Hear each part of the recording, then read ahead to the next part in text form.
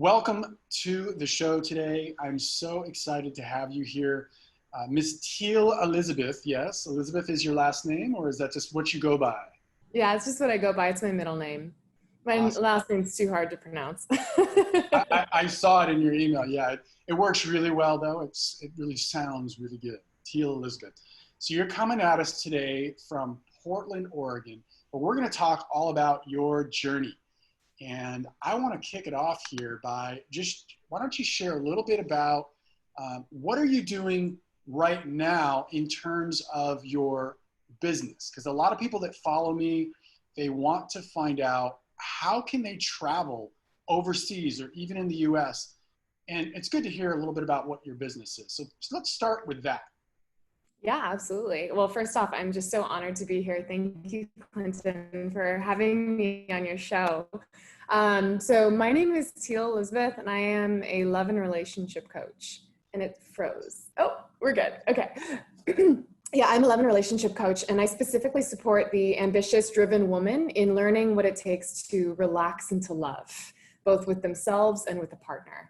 And this is something I've been coaching women for over 5 years. And for the last 2 years, I've taken my company overseas and have been running this completely as a digital nomadic entrepreneur from, over 35 countries, literally taste testing my way through the world as I run this empire. So it's been pretty fantastic. I love that little soundbite. Taste testing my way through the world. Yes. Absolutely. That's like hashtag inspiring. It That is really so feels cool. that way. Good for you. Well, we're going to talk a lot more about that and how you're able to do that, how you're able to make the jump and the choice to do it, and then a little bit more about how best and most effectively to run your business while you're traveling. So we'll dig into that in a little bit. But first, tell me, I like to ask, what are you passionate about? What's one or two of the top things that you're passionate about? Okay, well, sea turtles. Okay, awesome. I have a deep mission in my heart through my business to give back to the earth and to preserve the sea turtle population. That's just like a total off the wall subject. Passion. I also am extremely passionate about supporting women and holding space for women to transform and self-development in general. It's something I've been studying personal development work for over 15 years, and I'm obsessed with everything that has to do with growing our own selves to become the highest version of ourselves continuously. And there's nothing like traveling, Clint, to really get you into that space of personal development and growth. And now getting to hold space for women to do it as well. It truly brings my heart alive. And then I would also say I'm really passionate about water polo. I used to play all throughout high school and college, and nothing gets me more fired up than just like pummeling some women in the pool. So you build women up and then you beat them down in the pool. I guess you could say that. Gotcha. So have you had a chance to see any sea turtles on your journeys? Oh my gosh, yes. And it was like a dream come true. I remember Christmas gifts for each other, for my fiance and I. We were scuba diving off the Gili Islands in Bali. And on Christmas Day, we got to spend time in a sea turtle haven with 10 sea turtles all swimming around me. I was literally in heaven. Oh, that is so cool. So you're able to mix your business with your passions, I would imagine you have a teeny tiny passion for travel, or at least adventure. Oh yeah, didn't even mention that one. Yeah, of course. Very, very cool. Awesome. So again, we'll dive a little bit more into that as we go. I want to ask you now, right now you're in Portland, but you've been in 35 countries in the last 2.5 or 3 years or so. Let's take it back. Let's take it all the way back to your story. You shared a little bit about it already, but what were you doing? I believe you said you were coaching already when you decided to make the jump. So let's talk about what were you thinking? What was the drive? What was the thing that made you say, I want to travel, I want to go? And then tell us how did you make that choice? Because it's a big, courageous choice. And I would imagine being in personal development really helped you along the way. But tell us a little bit about that. Yeah, absolutely. So it's kind of been building on itself for a really long time. I grew up in a really small town in Ojai, California, a Wow. very sheltered life. And it was something that I'd always wanted to travel, but I'd never really had much experience doing it. And over time, I did a study abroad trip. I did a few trips by myself. I did a trip with my girlfriend for 6 months, going backpacking throughout Asia. But all of those just felt a little bit safe because I knew I was always coming back. They almost felt like vacations, right? Or extended trips abroad. But this was a very, very different kind of trip. And this was something that I had always had this dream in my heart of traveling the world with the love of my life and really getting to share that experience with someone and build that love connection while traveling. And so on the day that I met my fiance, we've been together over 7 years, but on the day I met him, it was really strange. He and I were doing some sort of icebreaker activity, and he asked me, if I've ever traveled, and I started sharing all my travel experiences. He said, "We're going to do that one day." And it was like in that moment, this seed had been planted. And I just met him, but it was just this weird, freaky thing that we both already knew we wanted to travel together one day. And fast forward 5 years into it, we just decided like, okay, a year from now, we need to make this happen, right? We're mid-20s, it's time to get this going. So we literally just set a date a year ahead. We had both just moved into an apartment together. And so we said, okay, when the lease of this apartment's up, that's when we'll go, March 15th. And so it was kind of this thing that even though I'd done traveling before, I was really excited and nervous about completely just giving up the life that I had known up until now. And I think the biggest thing was just starting to put into place, preparing for how am I going to actually support myself while traveling, knowing that this is not a vacation, knowing that this is something that we're going to try and continue to go for as long as possible. And so that really kickstarted me jumping into the entrepreneurial world and starting my own business and really making this something that could last. Nice. Now, when you made that choice again, like how did you know for sure? Because sometimes when we have these big, hairy, audacious goals, or perhaps this wasn't a big, hairy, audacious goal for you, it was just something that you knew was going to happen, there's still a little bit of like fear and uncertainty. So I'm curious, how did you know that it was the right time? Or did you? Oh, no, we didn't know it was the right time. I mean, there's so many things that go into it, right? There's the budgeting and the planning for it. And then there's just kind of the taking the leap of faith. And leading up to it, no, I mean, I had just started my business on the side. I was working in San Francisco at Uber on the people development team at Uber in San Francisco. And I was just kind of trying to put something together and hoping that by the time this date came along that I would have some fully functioning business. But by the time March 15th came along, I wasn't making any money with my business. It Wow. was still just like gaining momentum. So it definitely didn't feel good, but we did it anyways. And we just made it work on the way as we went. Wow. So you're telling me that you had this job with a stable company, great job, you're making a big impact, probably making good money, and you were starting your coaching business, but it was still in the beginning stages and you weren't yet making consistent money. And you still said, you know what? Did you just like set a date? You said the 15th Yes. of March, I believe? And you Yes. just said, no matter what, we're going, and you just trusted or you had faith that it was going to work out. And it worked out. It was the biggest leap of faith of my life. And I literally like remember being terrified, absolutely terrified. And Spencer being so beautiful as a partner and just reassuring me that we are going to figure this out, and that he's going to be by my side and he believes in me. But no, I literally talk about, weaning myself off the corporate teat because that's what it felt like. It felt like my entire life I'd been suckling on this like teat of just consistent income and that nice steady paycheck. And then all of a sudden it's gone and I have to figure out a way to feed myself. And I remember about 3 weeks into the trip, we're in Coimbra in Portugal. And I have one of these, oh shit moments where I'm just like, I'm going to die, right? Complete ego attack and ego death. I'm literally hiding under the sheets and I'm freaking out thinking I'm never going to have money again because I don't have any more income. And it was at that point that I started to just get really scrappy. And I started thinking about, okay, if I needed money tomorrow, what would I do to make money? Being in a foreign country, traveling, doing all this stuff. And I reached out to a girlfriend who had her own business. And I said, hey, I used to be a project manager at this big company. I've got a lot of skill sets to offer. Do you have anything that you would need help with? And she had a tiny little project, paid me like $200, but it was enough for me to shift out of that scarcity mindset of needing and depending on a paycheck, and to really realize I can make money for myself. And from that moment, I was able to really hustle my little tush to continue to make money for myself. And now I make more than I even made in my corporate job. Nice. Congratulations. That's so awesome, Teal. So be scrappy, be resourceful, tap into your network, right? There's opportunities. And I was interviewing another young lady actually living in Portugal right now, this morning, about the same topic.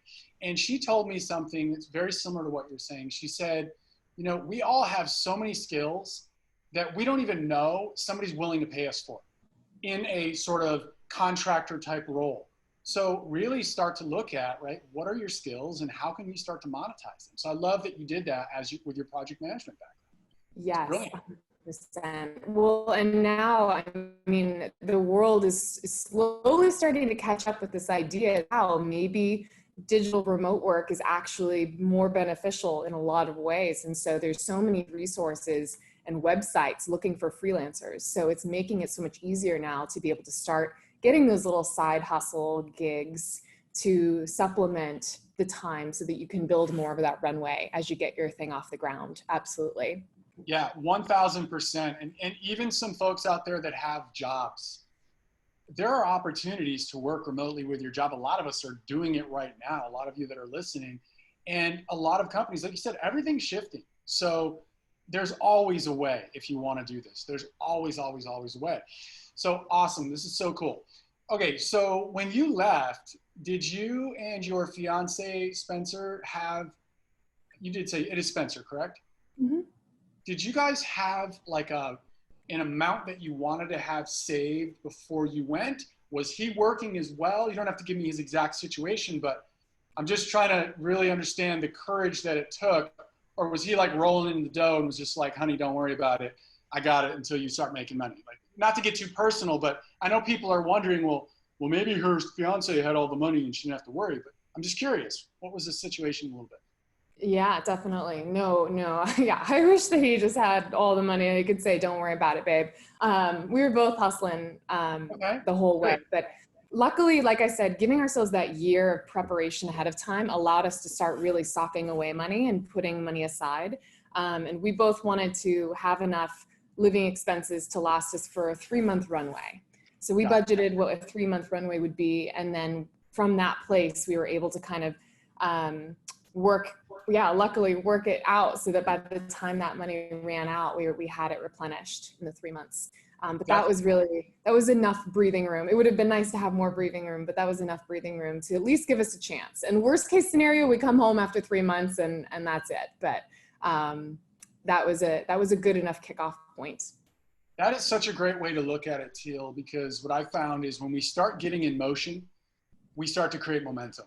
Right? We start to create confidence. We start to create more courage. We create more connections and more momentum, and then we magnetize things to us. So I love that. Now, when you say 3 months, that you had 3 months, what is that like for airfare, for places that you stay, for food, for utilities, for everything? You wanted to have 3 months. Is that?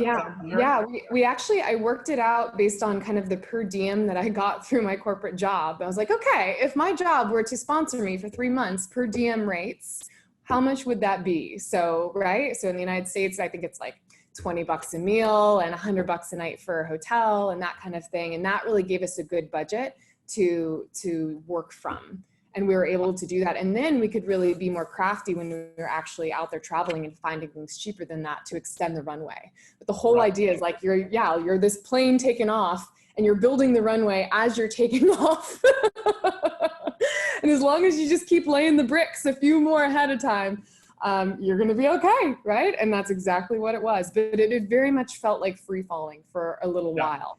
like jumping out of the plane with no parachute and trusting that that parachute's going to come up after you and catch you.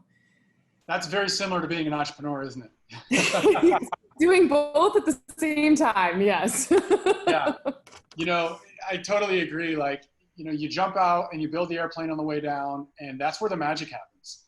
Like, that's what I've found. That's the space in which where the magic actually happens, is that faith and confidence that things will work out, but you have no idea how it's going to work out. And you just be in motion and stay positive, and magic and miracles happen for us. And you know what, Clint? I'm still living my life that way. Ever since, for the last 2.5 years, I've been still living my life that way. And throwing in a pandemic on top of it has just added so much uncertainty. But I've been able to really be able to roll with the punches and roll with the roller coaster so much easily, and actually enjoy the uncertainty and the opportunities that come with just allowing things to unfold as they need to. I feel so much more divinely connected and guided by what needs to happen versus trying to logically plan out my life. And it is so liberating and so freeing. That's great. That is so great. Okay, so for those folks out there that are looking at this as an opportunity, like we're going to start talking about some fun stories of different countries that you've been to, and I can't wait to hear more. I've been reading your blog, like I told you earlier, and it's amazing. We're definitely got to tell people about your blog. Why don't you tell them the website for that right now while we're talking about it, because it's amazing. Sure, yeah. It's called Vivite Somnia, which in Latin means live your dreams. And that will definitely be in the show notes, but you can spell it if you like right now, because that's a hard one. It is Vivite Somnia, Vivite Somnia. And it literally has cataloged our first year. We've been traveling for 2.5 years, but it cataloged the first year of our travels. And I really like it because I blended in a lot of my own journal reflections of like the deeper mindset shifts that I was going through along the journey, along with just like the everyday foodie scene, because Spence is super into food. So all the good food, all the good spots to hit up, all the good pictures, all that kind of stuff. And it truly ends, God, I feel like I'm writing my own love story. It ends, our last post is with us getting engaged in the fjords of New Zealand. Oh, I can't wait for that. So it's a pretty magical blog, yeah. Yeah, it really is. So definitely check out her blog for travel. Obviously, you want to check out all of her sites, and we'll talk about that at the end. But her blog is amazing. I literally shared one of your blog posts on my Facebook page the other day. Oh, thank you. It's that good. So, okay, so what could one expect? And I know it's different in all countries, and I want to get a little bit more into the different countries in a moment. What could one expect for a typical monthly expense? If you were to like roll it all in, like what is a month? Like if I were to have a month that I wanted to save up, what would you guess it would be with airfare? And again, I know there's no crystal ball, so don't take Teal's word 100% for it. Do your own due diligence. I want to just know, in your experience, what was it? What has it been in the past? Yeah, you know, it's really beautiful because we both, the way we started our travel trips, we allocated funds. He had saved up money, I had saved up money, and we kind of just traded back and forth with funds, which also helped with the whole runway idea. So we would do it in 10,000 chunk increments. So I'd contribute $10,000 to just last us for as long as it could, and then he would do the same. And we were able to fit about 3 months into that $10,000 with everything included for 2 people. Yeah, and so yeah, so once I was able to contribute my 10,000, then I would have, in my eyes, 3 more months to prepare to get that next 10K ready to contribute to our travels again. And so doing it in that way with a partner made it kind of easier than both people just paying for every little expense together. We were able to really come together, combine our funds, and just pay out of one account. But also, you know, preparing where you want to go. I mean, that was 10K for 3 months living in Europe, eating our way through Europe. But if you're in Asia, you can stretch that out a lot longer. And we're able to stretch that out. So that's like developed nations, 10K a month. Mm-hmm. I'm sorry, 10K for 3 months. So 3K a month approximately. Okay, so this is really, really good news. You know, as I've shared with you, my wife and I travel a lot, but we've never just pulled the cord and said, we're going. And we're doing it this coming year. So I love what you're sharing, and I know people that are going to listen to this and see this are going to love it as well, because it's really like attainable, right? Especially if you have 2 people. It's the same exact number that my guest this morning had as well. She said 3,000 for 2 people, And if it's one person, it's probably like maybe 2,000. She said it might be a little more. And of course it depends on the country. So I love your strategy though of 10,000, one person is responsible for that in the partnership, because the other person then has 2 months to come up with their 10,000, because you're rotating back and forth. So that's brilliant. I really, really love that strategy. I'm going to share that with my wife, actually. So Yeah, thank you. it helps tremendously. And it was it helped me to breathe a lot easier in those other months, so that I didn't get into that scarcity mindset when I'm trying to build my business. Absolutely. Which is so vital. Any new entrepreneur out there, you cannot be in scarcity mindset. In fact, I always say that, and you might say something different because you're the coach on this specifically. I coach speakers, but I don't recommend my speakers to leave their job and go out to try to be a full-time speaker like that. I'm like, get that money as much as you can, as fast as you can. Work on getting more flexibility. Like, flexibility is the currency that's way more important. And you need to have those funds coming in. You're not going to make money generally right out of the gate as an entrepreneur, or you might, but it's going to be not as consistent. So I always say, keep that job as long as you can, but try to get more flexibility in it. So anyways, that's my little Love side it. Love it. But yes, it is completely attainable and so doable. And that's the big shattering of the ceiling that I want to just bring to this discussion is like, when I first told people, yeah, we're going to quit our jobs and travel the world indefinitely. I mean, people look at you just with almost like this disbelief, right? Like you've just told them something that is not even fathomable, and it's really something you just kind of have to stand in and own. And all those fears and insecurities are going to come through, and you have to be really careful to protect yourself from that, those mindsets that can be very detrimental to our own success when we are leaning into something that seems a little scary and out of the box. But we really can create so much more than I think our conditioned, limited mind allows us to believe that we can. Yeah. So yes, been there, done that, got the t-shirt and the 10 pounds. And, nice. And it's so doable. Yeah, I 1000% agree with you. 1000%. Love it. Okay, so I'm trying to skip around here. I want to get some really good questions. Okay, so what do you like most about living and working internationally? In a moment, we're going to talk about how currently you're planning some roots after 2.5, 3 years on the road. But what do you love the most about just the experience? And did that change over time? Yes, absolutely. I think the biggest thing that I loved the most was, well, two things. Obviously, experiencing all the cultures was just incredible. It's something that I didn't even think I think I took it for granted until being in one place and being back in the United States, just realizing what a worldly perspective I'm able to bring to the everyday moments and everyday decisions and conversations because of that, getting to really truly see and experience and connect with people around the world. And I think with that, it's really helped shape my own mindset. And when you're constantly on the go, always moving around, trying to figure things out on the fly, it gives you such a sense of self-confidence and such a trust and a knowing in yourself that you can't get as easily if you stay in one space. So that has been really, really incredible. And to be able to just uproot and then drop myself somewhere else and be able to bloom wherever I'm planted now gives me the confidence to know that no matter what endeavor I go into, I'm going to be able to bloom where I'm planted. So that has probably been the biggest eye-opener for me. Tell me how that's helped you in your business and working with clients, like that mindset that you're able to develop. Yeah, I think the biggest thing is really just having this inner knowing that what I have to give is of value, and not just because of my external experiences, but just because of the deep shifts and self-work that I've done in the process to get me to this point. And so if I'm able to get through that point in my own journey, I can help other women to do the same. And especially as a new entrepreneur, there's so much, inferiority and so much, imposter syndrome and so much insecurity coming in about like, well, what about all my competitors and all of what they're doing?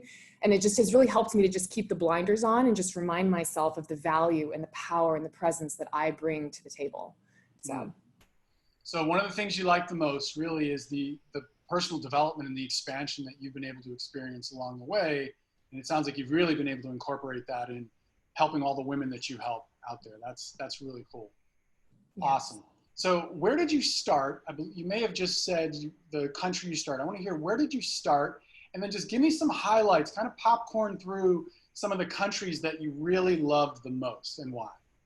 Yeah. Oh, this is so fun to talk about. So we bought a one-way ticket to Norway in March because it was the cheapest airfare we could get. We got our tickets each for $180. No joke, on a brand new Dreamliner, like 777. It was the most luxurious plane I've ever been on and the cheapest flight I've ever been on. And we went to Norway. Where were you flying from, Teal? Where were you flying from? From Los Angeles. So from LA to Norway for $180 on a pimped out, amazing plane. Yeah. Wow, you're gonna send me that link. Yeah. And it's one of these things also when you are traveling and you're more flexible around your dates, you can afford to pick the times and the dates that give you the best flight flexibility. So that's really a big travel hack for sure. And then from there, we spent some time in Norway, going through the fjords. We went to Copenhagen for a few weeks, and then we ended up renting a car in Portugal. And they have this amazing deal for American tourists that you can rent a car, you can lease a car for 6 months with insurance, navigation system, all the works. And you can rent it in one place and drop it off in another country 6 months later.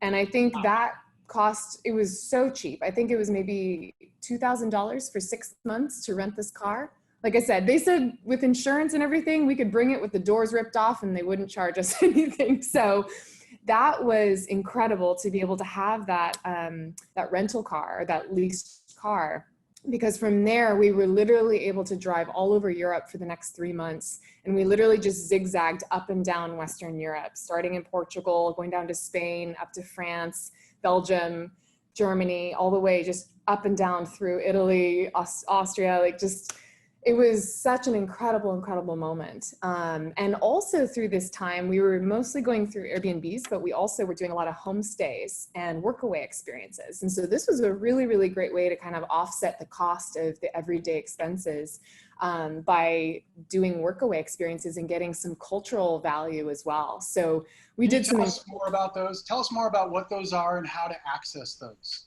Yeah. So Workaway is a big one. It's on a website called workaway.org, and basically hosts that need labor and kinds of projects will invite people to come into their home. They'll cover their room and board for as long as you want to stay. And then you just give 5 hours a day for 5 days a week in exchange of your time. And so this was a really awesome way to be able to, like I said, really, I mean, we would stay for like a month at a time at a place, which would cut down on all of our food and living expenses and be able to get really cool on the ground hands experience and then have our off time to work on building our businesses. Wow. So one of the most crazy ones that we were in a couple one. We did one on a farm in New Zealand on a sheep farm. But the craziest one that we did was in Scotland, where we literally worked with Lord and Lady Ross of Netherhall. And we were basically modern day servants, it felt like. But it was an incredible experience. And the Lord Ross of Netherhall actually worked with the Queen of England. So it was a very, very, like, I felt like I was stepping into like Downton Abbey of the modern day in Scotland, living out on like 300 acres of farmland. Wow. What in a, like, who has that experience, really? Like, seriously, who in their life has that amazing experience? Oh my goodness. I'm getting so excited. I might have to leave like this weekend. Okay. So workaways.org. And then where I found you, actually, one of your awesome blog posts was actually on another one called World Packers or something like that. Is that correct? Mm-hmm. Yeah, that's a great website. Did you use them as well in a similar capacity, or? Not so much. I don't know too much about them. I think they more just provide travel articles and blogs. Got it. Okay. But that's been a great one. But then, and then homes, trusted house sitters and house carers has also been one that we've done a lot with. We house sat for a couple in Puerto Rico and in Ontario, Canada, and a few other places. And that was really nice because after a while of traveling, we really missed having a dog. And so this way we were able to have a free stay and dogs to take care of. And that also really kept down on the travel expenses. So there's all these little life hacks that you can do to really, like I said, extend out that runway to keep the funds alive and still have kick-ass experiences along the way. Oh, so cool. I'm so inspired. Okay, so what was your favorite country in that European tour? Let's go by continent. Yeah, I was gonna say, that's just the beginning. I know, right? I thought your blog was the whole thing. That was only the first year, you said. Oh my goodness. Yeah, okay. That's only the first year. What was your favorite country, city, and why? In Europe? Oh, I think Venice, Italy. Woo! Okay. Venice, Italy. I can't describe it. You know, it's got such a unique majesty to it of having these canals running throughout the city. It's also a moment when I really had a massive breakthrough in my own growth and development about stepping into really owning identity of being a love and relationship coach.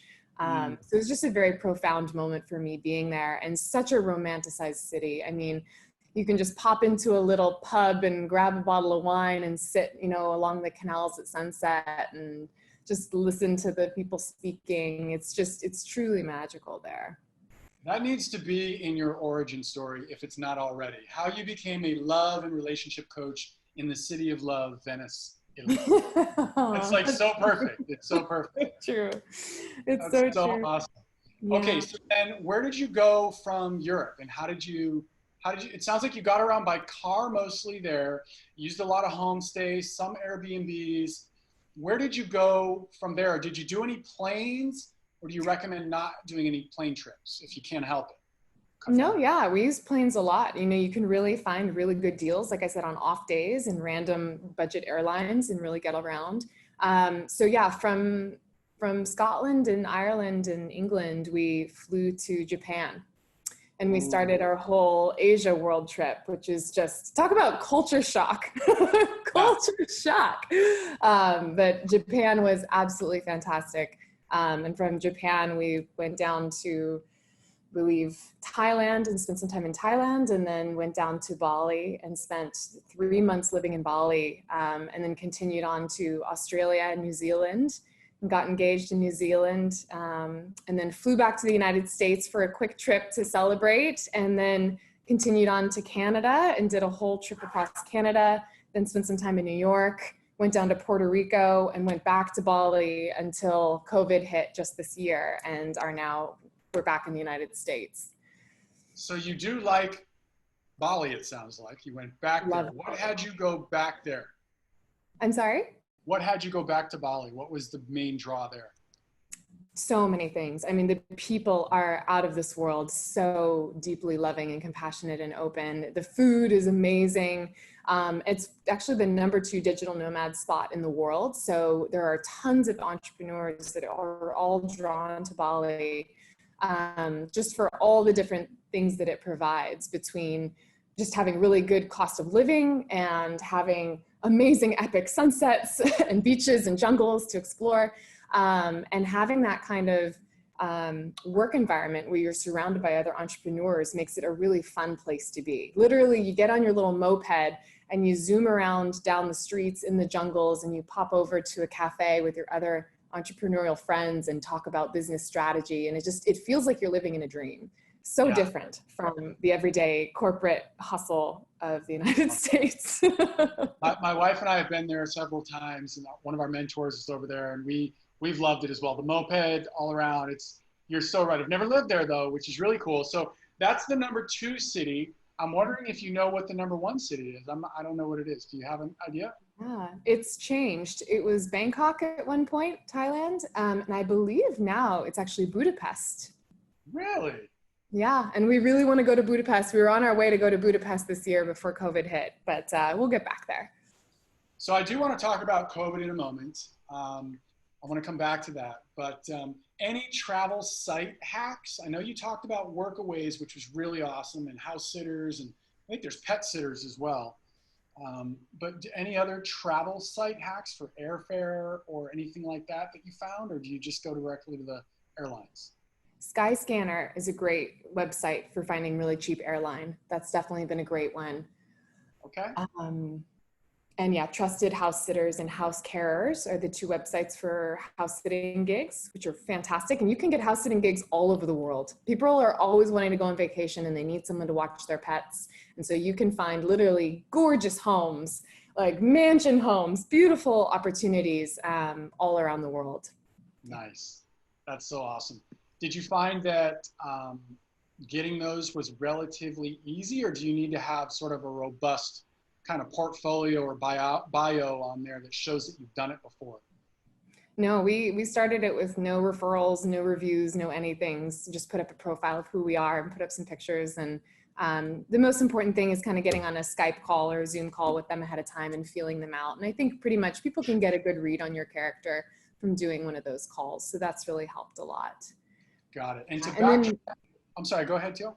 oh, I was just going to say, and the last thing, of course, is Airbnb. I mean, Airbnb, we're in such a unique window of time in this world right now, where we have the luxuries of fast internet in pretty much most developing countries like Bali, along with things like Uber, so we can get around if you don't have a car, and Airbnb, where you can have home experiences without having to get a home. It's just the gig economy is opening up such a portal for this kind of lifestyle to be so much easier. And I think that's when we were telling people we're going to do something like this. People were just like, I don't even understand how you would do this. But this kind of world is opened up, so it makes it really, really much more easy. So Airbnb, I mean, has been our bread and butter. They really should add rewards points because we use them so much. What would you say, Teal, is an average nightly rate that you should look for to stay inside of that $3,000 budget per month if you were to do Airbnb? And also, what percentage of the month are you in an Airbnb versus a homestay? Yeah, I would say we stayed about 90% of our time in Airbnbs. And you can find really great Airbnbs for $50 a night around Europe, all over Asia, even cheaper. Asia, you know, it can be as cheap as $20 to $30 a night. If you want something nice, if you're willing to do more hostels, that's even cheaper, right? But the nice thing about Airbnb is you can really have a home. It feels like a home that you move into. Or like when we were in Italy on the Amalfi Coast, we booked some time with a local man, you know, and he was able to show us his whole life, and we got to be immersed in part of his family and just rent a room from his family. And that in and of itself was such a beautiful experience. How did you find that gentleman? On Airbnb. Oh, really? Okay, got it. Oh, so you can rent a whole house or a room. Gotcha. Mm-hmm. Mm-hmm. Awesome. I'm like so geeking out on this right now. I love it. I hope you're having fun, because I'm having fun. Oh yeah. I feel embarrassed. I feel like I'm talking about myself way too much. That's what it's all for, right? Okay. So then you talked about, did we finish all the countries? You kind of went through a bunch there. Yeah, I skimmed through them really fast, but yeah, basically. What were the other favorites then, beyond the ones you already shared that you loved? New Zealand is a magical place. Is that because you got engaged there? That's part of it. We stayed for 3 weeks doing work away on a sheep farm, shearing sheep and, you know, cleaning horse stalls and that sort of stuff. But then we rented a motorhome for 10 days and just went motorhoming throughout both islands. And the most beautiful part about New Zealand is that there's just so many diverse environments in such a small container of a country, of an island. So you can have fjords like you have in Norway, you can have sheep farms like you have in Scotland, you can have incredible rainforests like you have in South America, you can have desert lands and Aboriginal lands like you do in Australia, all in this compact little island that is relatively self-sustainable, and the people there are just so welcoming and friendly. So it was an incredible country. So you primarily did, it sounds like, New Zealand, that area. Did you do Australia as well? Mm-hmm. Yeah, for a little while. So you primarily did whatever that part of the world is, that called Pacific, Asia Pacific? Yeah, I Not think quite so. sure what that's called, but that area. Then you did Asia, mostly Southeast Asia, Mm-hmm. and Yeah. then you did North America and all throughout Europe. Those are the Yeah. primary continents that you did, right? Yes. Yes. Wow, what an amazing, amazing journey. So we just talked about all the fun stuff. Now, I know there's some dirt in there. I know there's some crazy stories. Like, we can start off real easy, and then I do want to actually go into the challenges that one should expect.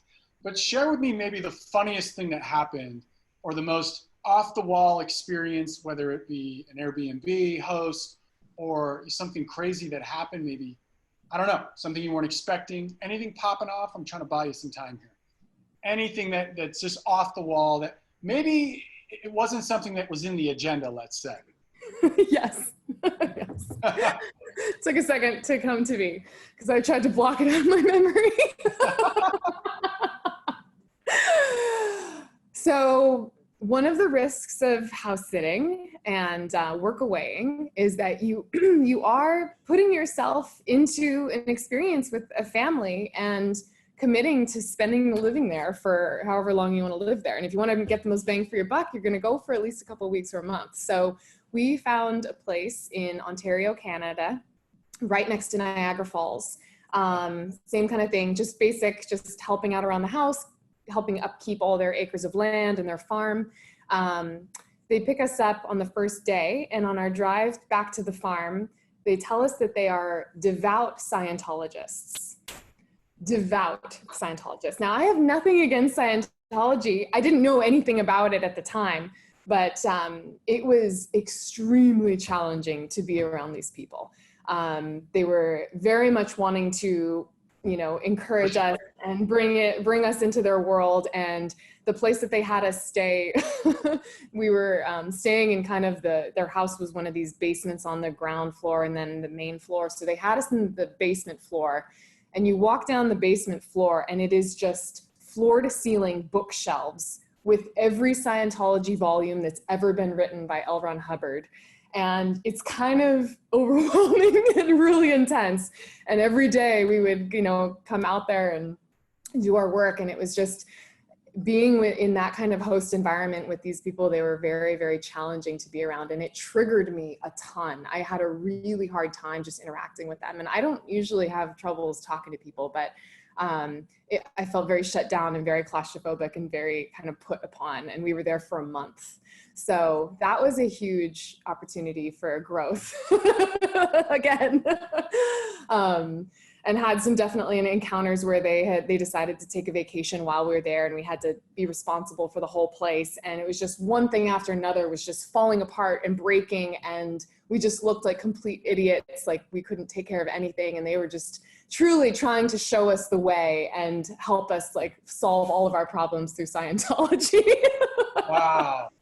Wow. Well, hey, again, when are you ever going to have that experience as well? The good, the bad, and the ugly. You and Spencer will be talking about that when you're 75, sitting on the porch, Remember that time with those Scientologists? Again, nothing against Scientology, but you obviously got some funny ones.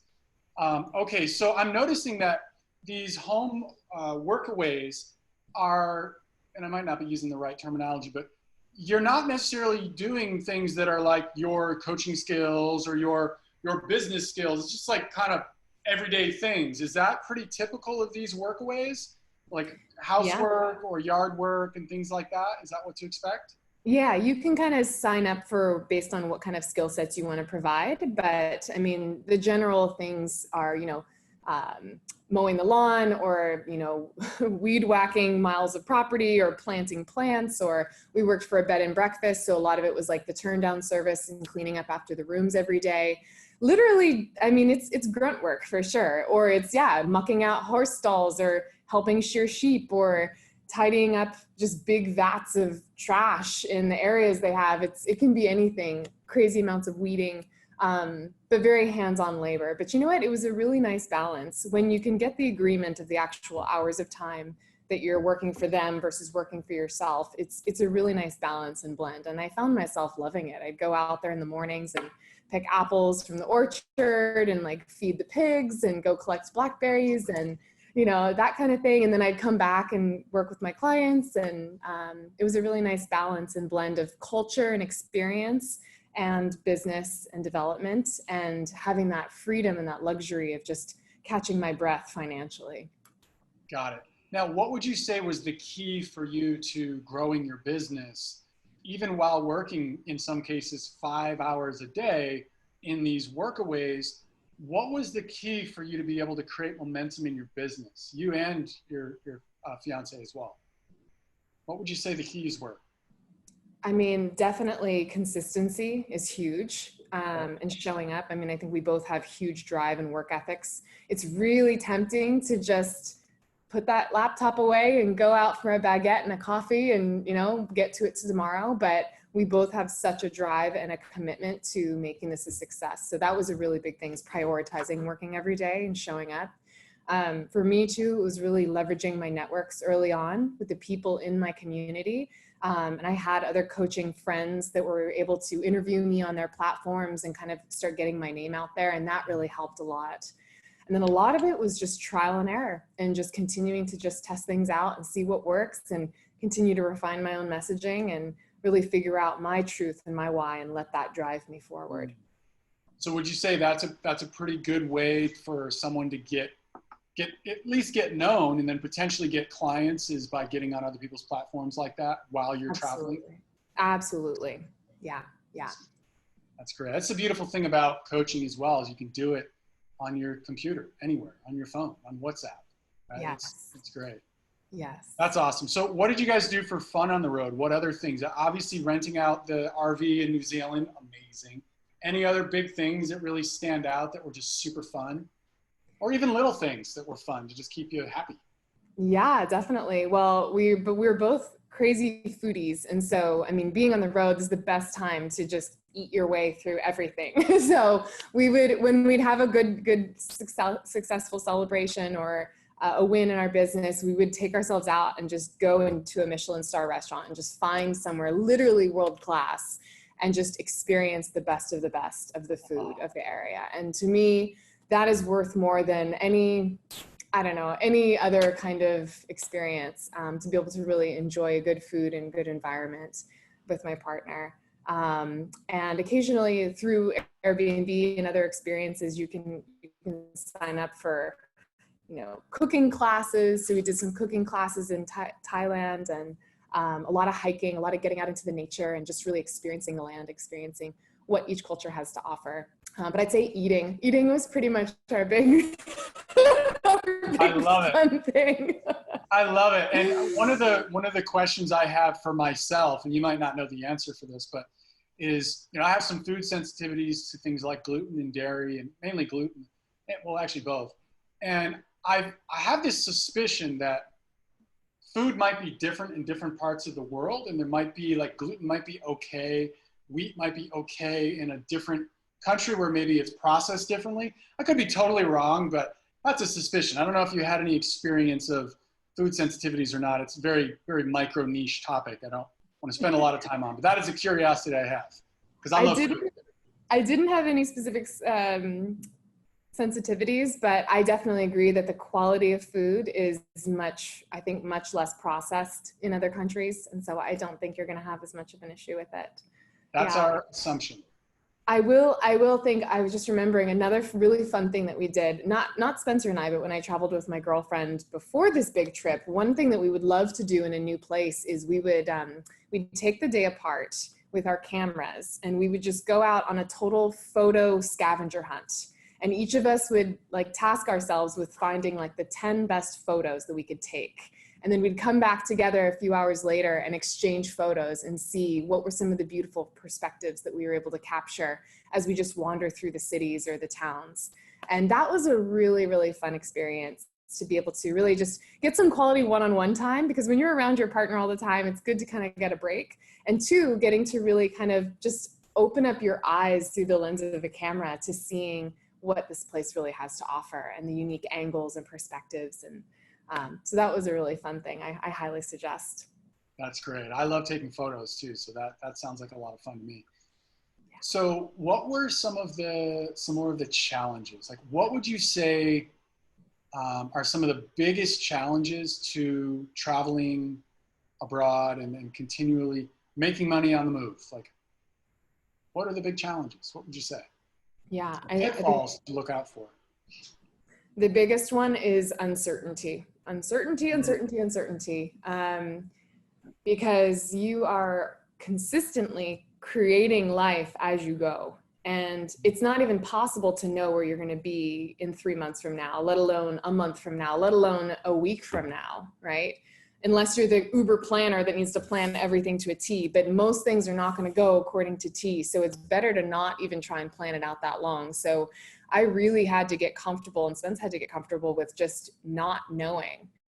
And that takes a lot of practice because it can be really stressful when you are, especially if you're running a business, trying to plan around client calls, right? I'm having a coaching call at 4 p.m. It's like, I don't even know where I'm going to be at 4 p.m. I don't even know if there's going to be internet that's sustainable for me at 4 p.m. next Tuesday. So that kind of just on the ground stuff is really, really tough. But it's something that is, when you can really get comfortable with it, it can help make everything just feel so much more in flow. And you can start to plan your business around your life instead of your life around your business. Say that again. I know. I was like, I think I need to say that again. That was good. I was like,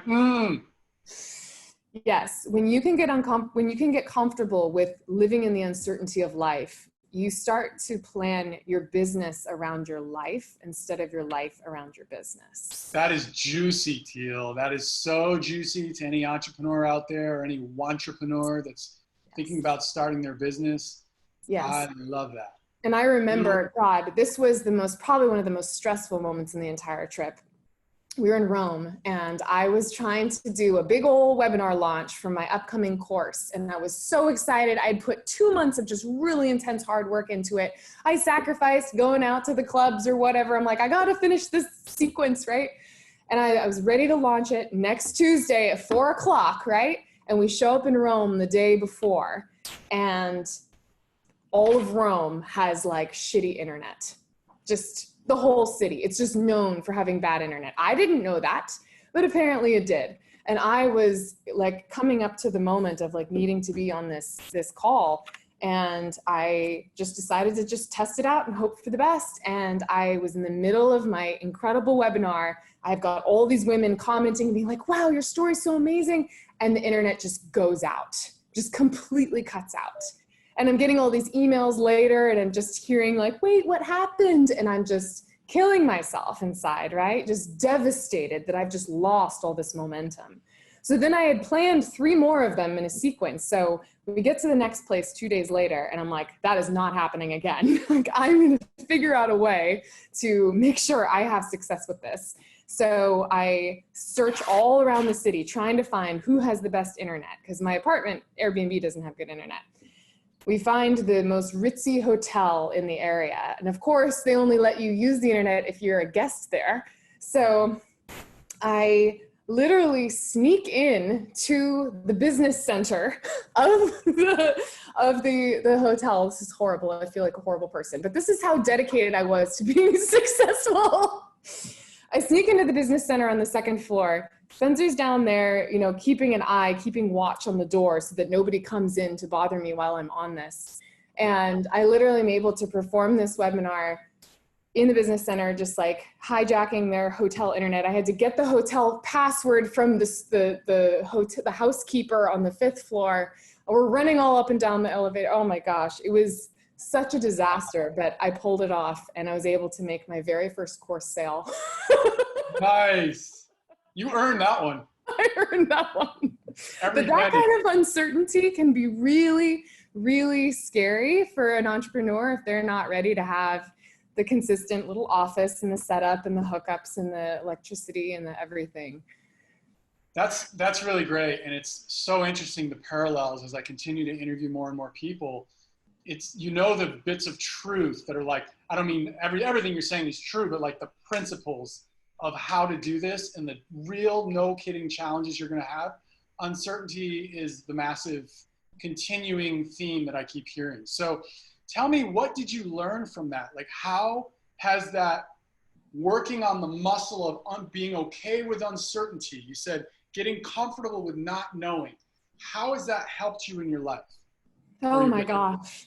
It's been the biggest relief of my life. Like this year, especially with COVID, it's just catapulted it to a whole other level of uncertainty, but it's allowed me to deepen into a connection with the divine like I've never experienced. Yes. Because there is such an incredible relief that can come through when you just say, I give up. I literally give up. Like, I surrender, God. I surrender, universe. Like, I can't do this anymore. My brain cannot figure this out. So please help me, right? And there have been moments where I've been on the floor crying, saying, please help me. I don't know how to do this. And then it's just like all that tension that you've been holding on to so tightly just disappears, and you can just relax into this peace and this calm and this just true, sweet surrender. And then you hear that little voice that comes through that tells you exactly what you need to hear and guides you in exactly the right ways, and the right people reach out to you, and next thing you know, you're on cloud 9 again in a whole nother level, in a whole new space of expansion. And I have gone through this contraction expansion so many times in the last few years that I now just expect it, and I'm excited by it. And I'm like, here we go again. I'm contracting. I cannot control anything. I don't know where my life's going, but I know that it's leading me to the next leapfrog into my most expanded self. And so let's do it. what a great quality for a coach to have. Seriously. That is like the best thing that you could ever have as a coach, to be able to help other people in their lives that are definitely going through uncertainty, especially in today's day and age. So I love that you said that. I was kind of expecting you were going to say that, and I wanted to give you the chance to say it, because that's really important. Thank you. Really, really important. And I just love that, like, I'm really excited to continue my connection with Source, whatever you call that out there, right? I call it the universe, spirit, whatever you call it, whatever you want. But deepening that connection and deepening my own trust with my own intuition and with my own faith that everything's going to be okay. It's like this experience is like graduate school for that. This experience in becoming an entrepreneur, if you keep your mind on right, and I'm curious because it can probably go south real easy, what were the practices that you did, if any, along the way to keep you in that positive feeling of this unknowingness? And staying in the faith place versus the fear. Yes, such a great question. Such a great question. It's so many different things, but it's all about a big mindset, really, at the end of the day. The mindset of knowing that I am co-creating the life that I am stepping into.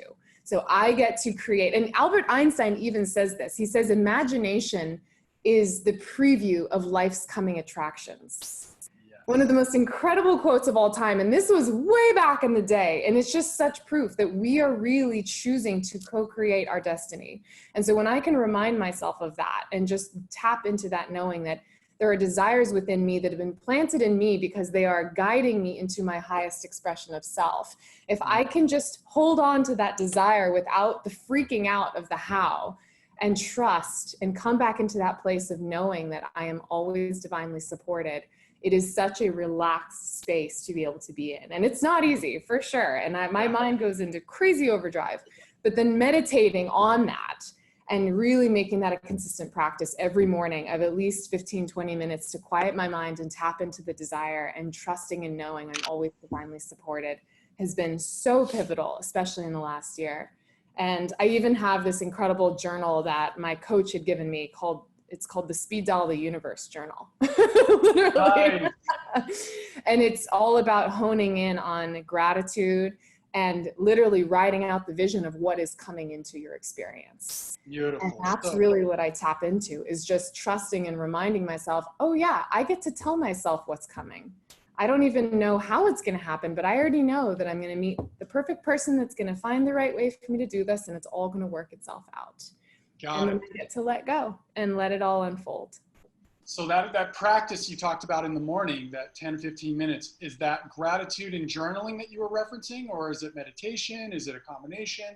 It's Yeah, primarily gratitude and journaling? Or? it's meditation first to just really connect into that power and that presence within myself and with, yeah, with spirit. And then it's about journaling into that vision and deepening into the knowing. Nice. Love it, love it, love it. I call these the black sheep habits. There's 8 of them that you probably know and do all of them, that a lot of people just aren't willing to do, or they're not familiar, or they're on the fringe of what's socially acceptable, right? Or visualization, things like this, contemplation, walks in nature by yourself. I love your walking around the city by yourself. Like, there's such power in traveling alone. There really is. I spent time in Southeast Asia, in grad school by myself, and in Brazil, and it's such a unique experience, and it allows you to really reflect and have that moments of contemplation. So love, love, love what you're sharing. I know we need to wrap in a couple minutes here, so a couple quick questions to round us out. We talked about some of the challenges. What are like some, like if you were to do it all over again, what might you do differently? If you were starting today, what would you do? Yeah, I mean, I don't know how I could top what we just experienced. I pinch myself still to think that this has all happened, but I think the only thing I would have added, not even changed, but added, was to prioritize a little bit more time connecting with the culture and the people. You know, traveling with a partner is, like you were mentioning, it's very different from traveling just by yourself or even with a girlfriend. And I found that traveling as a couple, you can tend to become a little more closed off because you have each other. And there were many times where, you know, we weren't as open to meeting other people, or people weren't quite as we weren't quite as approachable being a couple, being in our own little bubble, in our own little world, as I would have been if I were on my own or if I were with a girlfriend. And I think there's such a value in being able to really connect and network with other people that are all like living in that world. But at the same time, on the flip side, I mean, I came out of that first year of the trip engaged, and it was such a huge growth moment for the two of us in our relationship. So that was really beautiful to be able to have such like unfiltered time, just the two of us, to really completely get to know each other. Awesome. So as we wrap up here, a couple more questions, and I do want you to share a little bit more about how you help your clients and how people can get a hold of you. Before we go there, though, what has shifted with the pandemic? Right? Obviously, there's a lot of things that are shifting and changing, but can this still be done in the pandemic? Tell me a little bit about that. Now, I know you've chosen recently to plant some roots for some time. Maybe you share with us maybe what drove that, and is it still possible to do this in the pandemic, but maybe do it differently? Yeah, that's a great question. I absolutely believe that travel needs to be an essential part of the human experience, right? And it would be a really, really sad world if we weren't able to share cultures. And I really doubt that the world would even be able to survive in the way it has, economically, financially, and culturally, if we weren't able to be an interconnected world. So I think absolutely in the future, it's going to be not a problem to travel. There may just be a couple more extra hoops to jump through. But what was the other part of your question? Just what had you decide to plant roots? And was it just, you just knew that it was time, or is it family? Yeah. And you don't have to get too personal if you don't want. Just what was the driving force? Yeah, it was definitely a little bit of a rough transition because, like I mentioned, we were in Bali up until this March, and it was one of these things that the pandemic was coming through, and it was this moment where the U.S. Embassy was telling all the U.S. expats, you need to get on the next plane home, otherwise you're going to be stuck in Bali for who knows how long. And we're closing down the embassy, and there's going to be no support for you here. The medical situation is questionable, right? And so it was just, there was that versus making the decision of, do we go back to the United States where it's the belly of the beast and intense and getting through 3 airports and 36 hours of planes to get there. So it was a really hard decision that took about 5 days to actually decide. But at the end of the day, we realized it was probably better to, one, let the locals have access to the medical facilities of their own country and not be taking their precious resources. Yeah. And two, that we wanted to be close to our family and friends if anything were to happen.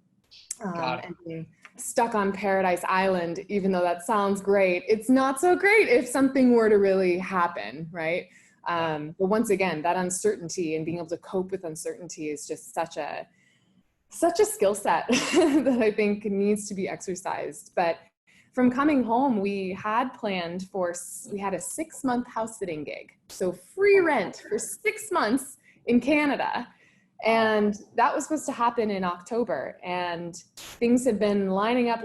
We've been pretty much just waiting until October so we can start our house sitting gig. And now, it's end of August, and we realize the borders are still shut to Canada. They've been shut, they've been prolonged every month. And it's just been this waiting game. Are they going to open up Canada? They're going to open up Canada. And we just decided, it's time to stop living in uncertainty.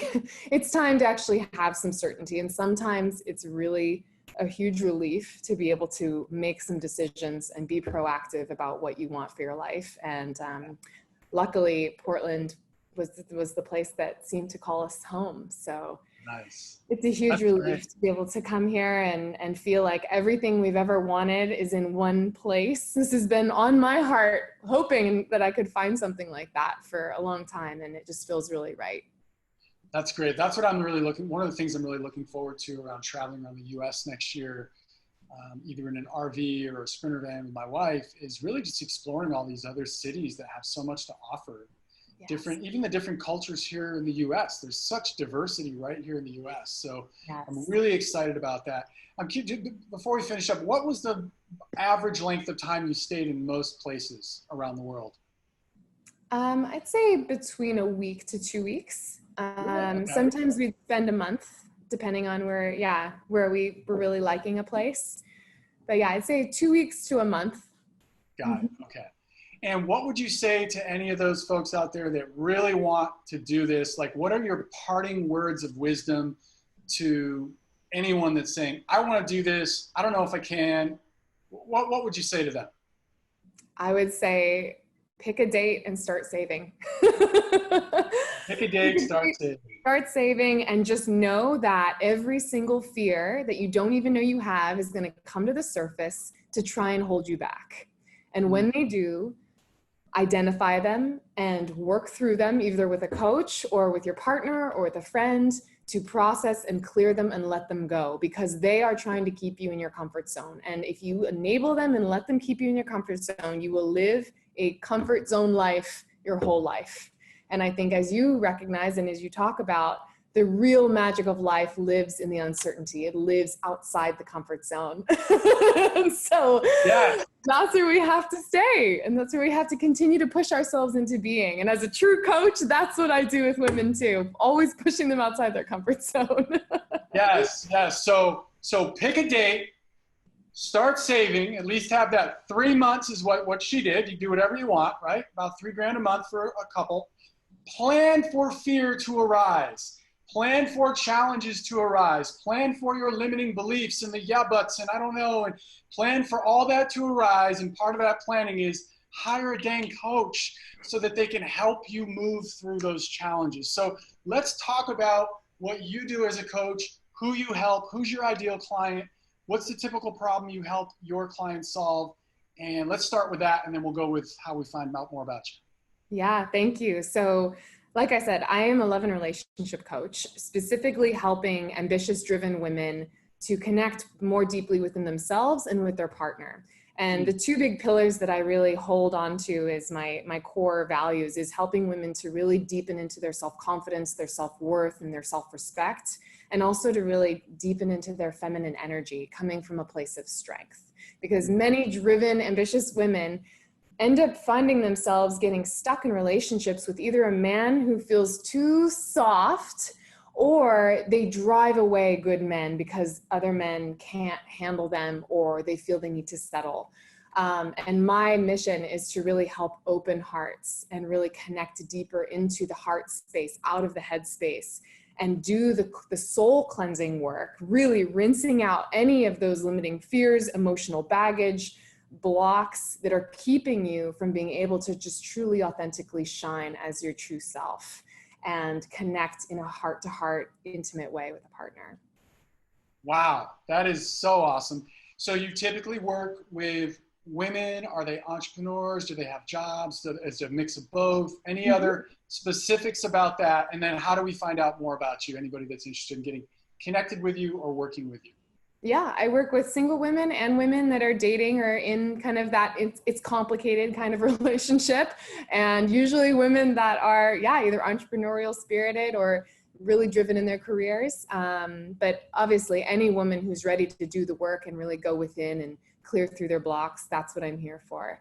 And I have some amazing resources that I can leave with you, Clint. I have my website. I have an incredible free training that I'm actually offering up right now. It's called The 3 Critical Mistakes That Women Make, Keeping You from Love That Lasts. And this is something that I've made a culmination after years and years of coaching women. I've pulled out the 3 most critical mistakes that most all women make without even realizing it, and identify those and how you can really shift out of that quickly. And I pose 6 really powerful questions to help you really think deeper about how you're showing up in relationships. So that is just a kick-ass gold dynamite training if anyone's interested. And then I have an amazing podcast, books, courses, all the works available on my website. So we will put everything in the show notes, whatever you want me to put in, I will put in. But give us some websites. Where can people find you right now, verbally, just so the listeners and the viewers can get that right away? Yeah, I think the easiest is my Instagram account, which is at @tealelizabeth_, and Elizabeth is with an S, not a Z. So you can follow me for daily inspiration and just kind of watching my Instagram stories and seeing my day-to-day life behind the scenes. And then my website, tealelizabeth.com. Once again, that's with an S, not a Z. And it's Teal, Teal, the coolest name I've ever interviewed. This was so much fun for me. I think we both knew it was going to be fun. So thank you again so much. You're an absolute inspiration, and any woman would be really lucky to work with you. And I'm inspired, and I'm a man, and I'm like, I'm ready to go. Let's do this thing, right? So thank you again for being on the show, and have a wonderful rest of your day. Thank you, Clinton. You're welcome. Bye now.